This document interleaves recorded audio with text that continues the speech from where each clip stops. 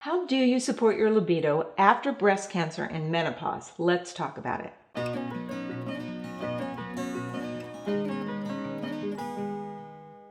For women, estrogen is really our libido hormone. Yet after breast cancer, you may not be able to use HRT safely. Whether you've developed chemotherapy-induced menopause or you're going through menopause, it's difficult to maintain your libido. Libido is actually controlled by your hypothalamus. Thinking about sex, as well as being sexually responsive and orgasmic, is controlled by a couple of hypothalamic hormones, prolactin and oxytocin.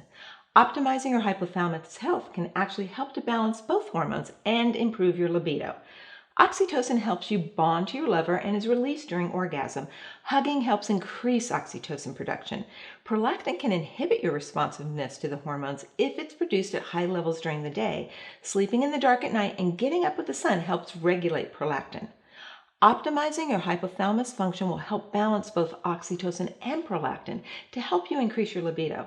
My patients who've had breast cancer and are going through menopause use Genesis Gold regularly to optimize their hypothalamus function. They report higher sex drives, more sexual responsiveness, including more vaginal lubrication than those who do not support their hypothalamus. If you have any questions about managing libido post-breast cancer and menopause, please join us in our Hormone Reboot Training. I'll see you in the next video.